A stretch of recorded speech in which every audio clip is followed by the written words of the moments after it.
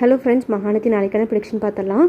விஜயும் காவேரியும் நிவின் யமுனாவை கூட்டிகிட்டு வீட்டுக்கு போகிறக்காக கிளம்புவாங்க. அப்போ நிவின் சொல்லுவார், நான் பேசாமல் கொடைக்கானலுக்கே போகிறேன், என்னையே வந்துட்டு இங்கே அழைச்சிட்டு போயிட்டுருக்கீங்கன்னு கேட்க விஜய் சொல்லுவார், உங்கள் அப்பா அம்மா இப்போ கோவத்தில் இருக்காங்க நிவின், இப்போ அங்கே போனால் சரிப்பட்டு வராது, நீ வந்துட்டு இங்கே ரெஸ்ட் எடுத்துகிட்டு வந்துட்டு ரிலாக்ஸாக வந்துட்டு அங்கே போனேன்னா தான் கரெக்டாக இருக்கும், அவங்களுக்கும் கொஞ்சம் கோவம் சமாதானம் ஆயிரும் அப்படிங்கிற மாதிரி சொல்ல நிவின் எதுவுமே பேச மாட்டார், அமைதியாகவே பண்ணிட்டு வந்துட்டுருப்பாரு. உங்கள் இஷ்டம் போல தானே எல்லாமே பண்ணுறீங்க, நீங்கள் ஆட்டுற பொம்மை மாதிரி வந்துட்டு என்னை யூஸ் பண்ணிகிட்ருக்கீங்களே, என்னமோ பண்ணுங்க அப்படின்னு மனசில் நினச்சிட்டு அவங்க கூட வந்துட்டுருப்பாரு. வீட்டுக்கு ஒரு வழியாக வந்துட்டு ரீச் ஆகிடுவாங்க. ரீச் ஆனதுமே வந்துட்டு அவங்க வீட்டிலேருந்து எல்லாருமே ஓடி வருவாங்க. சாரதா, கங்கா எல்லாருமே பார்த்தீங்கன்னா ஓடி வருவாங்க. இவங்களை பார்த்ததுமே வந்துட்டு சாரதா வந்துட்டு கத்தி கத்தி அழுகுவாங்க. என்னடி காரியம் பண்ணிட்டு வந்திருக்கீங்க, இதுக்கு தான் வந்துட்டு 2 வாரமாக நீங்கள் காணாமல் போனீங்களா? அப்போது வந்துட்டு என் மனசுக்குள்ளே வந்துட்டு ஏதோ ஒரு உறுத்தல் இருந்துக்கிட்டே இருந்தது, ஏதோ ஒரு தப்பு நடக்குது, என்னமோ வந்துட்டு தப்பாக நடக்க போகுதுன்னு எனக்கு தோணிகிட்டே இருந்தது. அதே மாதிரி வந்துட்டு ஒரு காரியம் பண்ணிட்டு வந்துட்டீங்க, நீங்களாம் ஏன்டி இப்படி பண்ணுறீங்க, இப்படி மாற்றி மாற்றி திருட்டு கல்யாணம் பண்ணுறதுக்கு உங்கள் அப்பா இறந்தப்பவே வந்துட்டு உங்களையெல்லாம் வந்துட்டு கொலை பண்ணியிருக்கணும், விஷம் வச்சு கொண்டு இருக்கணும், நான் வந்துட்டு உங்களெல்லாம் விட்டு வச்சது தான் தப்பாக போச்சு, உங்களை வந்துட்டு கஷ்டப்பட்டு வளர்த்துறேன், கஷ்டப்பட்டு கரை சேர்த்தணுங்கிறதுக்காக இவ்வளோ வந்து பண்ணிகிட்ருக்கேன், சொந்த ஊரை விட்டுட்டு சொந்த மக்களையெல்லாம் விட்டுட்டு இங்கே வந்து இவ்வளோ தூரம் வந்துட்டு சென்னையில் வந்துட்டு ஊர் பேர் தெரியாத ஊரில் வந்துட்டு இவ்வளோ கஷ்டப்பட்டுட்டு இருக்கேன்ல, உங்களுக்கு இந்த இத்தினோண்டு வீட்டுக்குள்ளே இருந்துட்டு நான் என் புருஷன் என்னை எப்படியெல்லாம் வச்சுருந்தாரு தெரியுமா, மகாராணி மாதிரி வச்சுருந்தாரு, என் புருஷன் போய் துபாயில் கஷ்டப்பட்டாலும் நான் வந்துட்டு ராணி மாதிரி இருந்தேன் கொடைக்கானலில், உங்களுக்காக தானே இந்த ஊரில் வந்துட்டு இவ்வளோ கஷ்டப்பட்டு இவ்வளோ கேவலத்தையும் அனுபவிச்சுட்ருக்கேன், அம்மா வந்துட்டு ஒரு நிமிஷம் கூட நினச்சி பார்க்கல, காவேரி இதெல்லாம் நீ பண்ண வேலை தானா அப்படின்னு கங்கா கேட்க, அக்கா தயவு செய்து புரிஞ்சுக்கக்கா, அம்மா தான் புரியாமல் பேசுகிறாங்கன்னா நீ தயவு செய்து கொஞ்சம் அமைதியாக இருக்கா, நான் நடந்த விஷயத்தெல்லாம் அப்புறம் சொல்கிறேன் அப்படின்னு சொல்ல, கங்கா உடனே நீ வாயை மூடிடி, என்ன நீ நடந்த விஷயத்தெல்லாம் அப்புறம் சொல்கிறேன், நீ ரொம்ப நல்ல மாதிரி பேசாத, இதுக்கு தான் வந்துட்டு யமுனாவை குசு குசு குசுன்னு பேசுனியா, உன்ன மாதிரி அவளே திருட்டு கல்யாணம் பண்ணுறதுக்காக தூண்டி விட்டதே நீ தானா அப்படின்னு கேட்க, அக்கா ப்ளீஸ்க்கா வாய்க்கு வந்த மாதிரிலாம் பேசாதக்கா, வார்த்தையை விட்டுறாதக்கா அப்படிங்கிற மாதிரி சொல்ல, நீ என்ன பெரிய இவளா, குடும்பத்துக்காக நான் அதை பண்ணுறேன் இதை பண்ணுறேன்னு சொல்லிட்டு எப்போ பார்த்தாலும் டைலாக் பேசி பேசி வந்துட்டு குடும்பத்தை ஒன்றும் இல்லாமல் ஆக்கிட்டேன், கொடைக்கானலே இருந்திருந்தாங்க கூட வந்துட்டு நம்ம நல்லா பொழைச்சிருந்துருக்கலாம், உன் பேச்சை கேட்டு தானடி நாங்கள்லாம் சென்னைக்கு கிளம்பி வந்தோம், நர்மதாவோட ட்ரீட்மெண்ட்டை வந்துட்டு சாக்கா சொல்லி சென்னைக்கு கூட்டிகிட்டு வந்து இங்கே நீ விஜய் கல்யாணம் பண்ணி இப்போ இவளுக்கு கல்யாணம் பண்ணி வச்சுருக்க, இதுக்கெல்லாம் என்ன காவேரி அர்த்தம், நீ என்ன நினச்சிட்ருக்க, அப்பா இறந்ததுக்கப்புறம் நம்ம எவ்வளோ கஷ்டப்பட்டுருக்கோன்னு தெரியல, அடுத்தது அம்மாவுக்கும் ஏதாவது ஒன்று ஆயிடுச்சுன்னா நாங்கள் நடுத்தெருவில் தான் நிற்கணும், நம்மளாம் அனாதையாக தான் நிற்கணும், கொஞ்சமாவது புரிஞ்சுக்காமல் எதெல்லாம் பண்ணிகிட்ருக்கேன்னு கேட்க, அக்கா அப்படிலாம் சொல்லாதக்கா ப்ளீஸ்க்கா, தயவு செய்து வந்துட்டு நீ வாழ்க்கையை விட்டு எதுவும் பேசிடாதக்கா, நான் நடந்த உண்மையெல்லாம் சொல்கிறேங்கான்னு சொல்ல, விஜய் வந்துட்டு எல்லாத்தையுமே வந்துட்டு அப்சர்வ் பண்ணிகிட்டே இருப்பாங்க. விஜய் வாயை திறந்து எதுவுமே பேச மாட்டார். காவேரியோட அம்மா வந்துட்டு திரும்பவும் வந்துட்டு கத்தி கத்தி கதறி அழுதுகிட்டே இருப்பாங்க.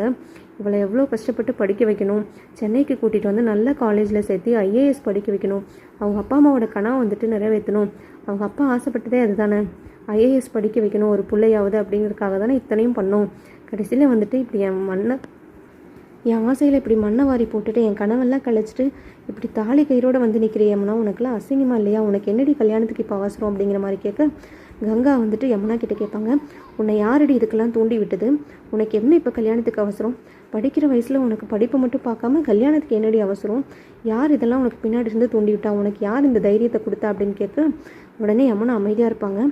காவேரி இத்தனை தைரியத்தையும் கொடுத்தது நீயாக தான் இருப்பேன், அவள் வந்து சின்ன புள்ள, அவளுக்கு எதுவுமே தெரியாது, சம்மந்தமே இல்லாமல் இப்போ அவளுக்கு கல்யாணம் பண்ணி நீ கூட்டிகிட்டு வந்திருக்கேன்னா எல்லாத்துக்கும் காரணம் நீயாக தான் இருப்பேன்னு சொல்ல விஜய்க்கு ரொம்பவே டென்ஷன் ஆயிரும்.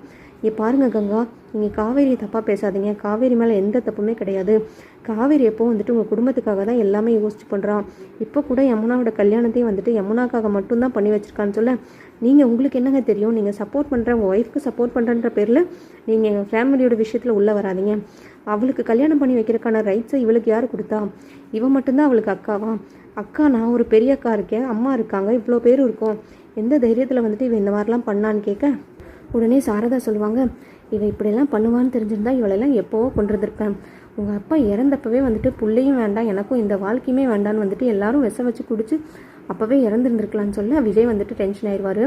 நீங்கள் என்ன வந்து இப்படி சொல்கிறீங்க, உங்கள் பொண்ணு வந்துட்டு சாக கிடந்த பொண்ணை வந்துட்டு காப்பாற்றினதே காவேரி தான், அவங்க சூசைட் அட்டம் பண்ணிட்டா அது உங்களுக்கு தெரியுமா, 2 வாரமாக காணோம், 2 வாரமாக ஏன் வரலன்னு சொல்லி கேட்டு புலம்புனீங்களே, யமுனா வந்துட்டு சூசைட் அட்டம் பண்ணி அவளை காப்பாற்றி தான் நாங்கள் இந்த அளவுக்கு கொண்டு வந்திருக்கோம், தயவு செய்து புரிஞ்சுக்கோங்க, என்னை பேச வைக்காதீங்கன்னு சொல்ல, என்ன தம்பி சொல்கிறீங்க சூசைடா அப்படின்னு கேட்க, ஆமாம் யமுனா வந்துட்டு சூசைட் அட்டம் பண்ணிட்டாங்க, நிவினை தான் கல்யாணம் பண்ணுங்கிறதுக்காக வந்துட்டு சூசைட் அட்டம் பண்ணி அதை வந்துட்டு காவேரி பார்த்து நிவினும் பார்த்து கொண்டு போய் ஹாஸ்பிட்டல் அட்மிட் பண்ணி அதுக்கப்புறம் ஃபார்ம் ஹவுஸ்க்கு கூட்டிகிட்டு போய் அங்கே அவங்கள அப்சர்வேஷனில் வச்சு இத்தனையும் பண்ணி தான் நாங்கள் அவங்கள காப்பாற்றிருக்கோம்.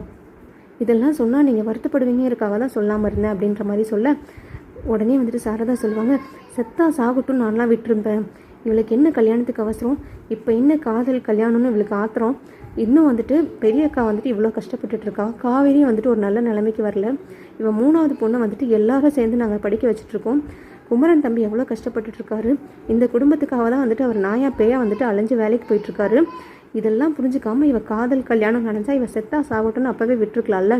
எனக்கு வந்துட்டு ஒரு கடமையாவது முடிஞ்சது, எனக்கு வந்துட்டு ஒரு பிள்ளையே இல்லைனாலும் பரவாயில்ல, நான் நிம்மதியாக இருந்திருப்பல அப்படிங்கிற மாதிரி சொல்ல, தயவுசெய்து அத்தை இப்படிலாம் பேசாதீங்க, அவங்களோட ஏஜ் அப்படி, அதையும் நீங்கள் சுச்சுவேஷன்லாம் புரிஞ்சுக்கிட்டு தான் பேசணும். நிவின் இல்லாமல் வாழவே முடியாதுன்ற சுச்சுவேஷனுக்கு வந்துட்டு யமுனா தள்ளப்பட்டுட்டா. அந்த ஒரு ரீசனுக்காக தான் வந்துட்டு யமுனா வந்துட்டு கல்யாணம் பண்ணி வச்சோம் நிவினுக்கு அவசரமாக. உங்ககிட்ட கூட சொல்லாமல் பண்ணதுக்கு அதுதான் காரணம், என்னை மன்னிச்சிடுங்க அப்படிங்கிற மாதிரி விஜய் சொல்லுவார். உடனே வந்துட்டு கங்கா ஆரம்பிப்பாங்க, என்னங்க கேஷுவலாக வந்துட்டு இப்படி கல்யாணம் பண்ணி வச்சுட்டு மன்னிச்சிடுங்கன்னு சாதாரணமாக சொல்கிறீங்க. அப்படியே என் தங்கச்சிக்கு ஏதாவது பிரச்சனைனாலும் நீங்கள் எங்ககிட்ட தானே வந்து சொல்லியிருந்துருக்கணும். இந்த மாதிரி யமுனாக்கு பிரச்சனை, இந்த மாதிரிலாம் நடந்ததுன்னு சொல்லியிருந்தா அதுக்கேற்ற மாதிரி நாங்கள் முடிவு பண்ணியிருந்திருப்போம்ல. என் தங்கச்சியோட வாழ்க்கையை பார்க்குறதுக்கு எனக்கு தெரியாதா, இல்லை அவங்க அம்மாவுக்கு தான் தெரியாதா? நாங்கள் இத்தனை பேர் இருக்கும்போது உங்களை யார் வந்துட்டு இதெல்லாம் பண்ண சொன்னது, உங்களுக்கு யார் அந்த ரைட்ஸையும் அந்த உரிமையும் கொடுத்தது அப்படிங்கிற மாதிரி கேட்க விஜய் வந்துட்டு ரொம்பவே டென்ஷன் ஆகிட்டு எதுவுமே பேசாமல் தலையை வந்துட்டு கீழே குளிச்சுக்குவார். உடனே காவேரி சொல்லுவாங்க, அக்கா அவர் எதுவும் சொல்லாதக்கா, அவர் யமுனாக்காக தான் இவ்வளோ ரிஸ்க் எடுத்து இதெல்லாம் பண்ணியிருக்காரு. தயவு செய்து நீ அவரை மட்டும் எதுவும் பேசிடாது, அவர் மேலே எந்த தப்புமே கிடையாது, எல்லா தப்புமே என் மேலேயும் யமுனா மேலேயும் தான். நீ எது பேசுகிறதா இருந்தாலும் எங்களை மட்டும் பேசு அப்படின்ற மாதிரி சொல்ல, உங்கள் ட்ராமாலாம் இருக்கட்டும், உங்கள் புருஷன் முன்னாடி ட்ராமாலாம் இருக்கட்டும், முதல்ல வந்துட்டு இந்த மாதிரி விஷயம் பண்ணுறதுக்கு உங்களுக்கு யார் தைரியத்தை கொடுத்தது அப்படின்ற மாதிரி கேட்க காவேரி வந்துட்டு தயவு செய்து மன்னிச்சிருக்கா, இந்த புரிஞ்சுக்கோ, யமுனா வந்துட்டு நம்மளை காப்பாற்றிருக்கவே முடியாது. யமுனாவுக்கு வந்துட்டு நிவின் கூட மேரேஜ் பண்ணி வைக்கிறது தான் ஒரே ரீசனாக இருந்துச்சு, ஒரே சொல்யூஷனாக இருந்துச்சு. அதனால தான் வந்துட்டு உங்கள் கிட்டெல்லாம் கூட சொல்லாமல் அவசரமாக வந்துட்டு இந்த மேரேஜ்க்கு எல்லா அரேஞ்ச்மெண்ட்ஸும் நாங்கள் பண்ணோம். தப்பு தான்க்கா, மன்னிச்சிருக்கா அப்படின்னு சொல்ல, நீ தான் வந்துட்டு திருட்டு கல்யாணம் பண்ணனா வந்துட்டு அடுத்தது இவளையும் வந்துட்டு திருட்டு கல்யாணம் பண்ண வச்சுருக்க, ஏண்டி உனக்குலாம் அசிங்கமா இல்லையா அப்படின்ற மாதிரி கேட்க, தப்பு தாக்கா, என்னோட சுச்சுவேஷனுக்கு நான் பண்ணிட்டேன். அதே மாதிரி இப்போ யமுனாக்கு வந்துட்டு சொல்ல முடியாத சுச்சுவேஷன் நிறையா இருந்தது, அதனால தான்க்கா பண்ணோம் அப்படிங்கிற மாதிரி சொல்ல கங்கா சொல்லுவாங்க, நீங்கள் 2 பேரும் வந்துட்டு குசுன்னு பேசிகிட்டு இருக்கும்போதே நினச்சேன்டி நீங்கள் ஏதோ தப்பு பண்ணுறீங்கன்னு. அப்போவே நான் சொன்னேன்லம்மா, இவங்க 2 பேரும் வந்துட்டு ஏதோ பேசிகிட்டு இருக்காளுங்க, அதை கண்டுபிடிச்சே ஆகணும்னு. நீ தான் அதெல்லாம் ஒன்றும் இல்லைன்னு சொல்லி அசால்ட்டாக சொன்னேன். இப்போ பார்த்தியா இது எங்கே வந்து நிற்கிதுன்ற மாதிரி சொல்ல உடனே சாரதா சொல்லுவாங்க, காவேரி நாங்கள் இன்னுமே உன்னையவே வந்துட்டு மனசார ஏற்றுக்க கிடையாது. 1 வருஷம் ஆக போகுது, இன்னுமே வந்துட்டு நீ முழுசாக வந்துட்டு நாங்கள் உன்னை ஏற்றுக்கிட்டோம் வந்துட்டு எங்களுக்கு சந்தோஷமும் கிடையாது நீ பண்ண கல்யாணத்தில். இப்போ அடுத்தது வேறு இந்த மாதிரி பண்ணி வச்சுருக்கேன். உங்கள் 2 பேர்த்தையுமே வந்துட்டு எனக்கு பிடிக்கவே கிடையாது. நீங்கள் 2 பேருமே என் மூஞ்சிலே முழிக்காதீங்க. எப்போ வந்துட்டு அப்பாவையும் நினைக்காம என்னையும் நினைக்காம இந்த மாதிரி திருட்டு கல்யாணம் பண்ணி உங்கள் வாழ்க்கைன்னு நீங்கள் தேடி போனீங்களோ அதோட வந்துட்டு உங்களை கண்டிப்பாக நான் ஏற்றுக்கவே மாட்டேன். என் மூஞ்சிலே முழிக்காதீங்க. அதுவும் போக நான் இந்த ஊர்லேயே இருக்க மாட்டேன். இந்த சென்னைக்கு வந்ததுக்கப்புறம் தான் இத்தனை பிரச்சனையும். நான் பாட்டுக்கு என் ஊருக்கு போயிடுறேன். கொடைக்கானல் போய் அங்கே கஞ்சியோ கூழ குடிச்சு நான் பாட்டுக்கு என்னோடய வீட்டில் இருந்துடுறேன். உங்களுக்காக நான் இனிமேல் யோசிக்க மாட்டேன். நீங்கள் வந்துட்டு அம்மாக்காக யோசிக்கிறது இல்லை, நான் மட்டும் எதுக்கு என் பிள்ளைங்களுக்காக யோசிக்கணும். நானும் என் மாமியாரும் வந்துட்டு நாங்கள் கொடைக்கானலுக்கே போயிடுறோம், நீங்கள் என்னமோ பண்ணுங்கள் அப்படின்ற மாதிரி சொல்லிவிட்டு அவங்க உள்ளே போயிடுவாங்க. உடனே கங்காவும் சீ அப்படிங்கிற மாதிரி சொல்லிவிட்டு கங்காவும் உள்ளே போயிடுவாங்க. கங்கா வந்துட்டு குமரனுக்கு ட்ரை பண்ணிக்கிட்டே இருப்பாங்க கால். குமரன் வந்து அட்டன் பண்ணவே மாட்டார். குமரன் வந்துட்டு சீரியல் ஷூட்டிங்கில் வந்துட்டு ரொம்பவே பிஸியாக இருப்பார், அவரால் அட்டன் பண்ண முடியாது. அவருக்கு தெரிஞ்சதுக்கப்புறம் தான் அவரோட ரியாக்ஷன் எப்படி இருக்குன்னு சொல்லவே முடியாது. கண்டிப்பாக வந்துட்டு நிவின் நடந்த உண்மை எல்லாத்தையுமே வந்துட்டு குமரன் கிட்டே எக்ஸ்பிளைன் பண்ணுவார்.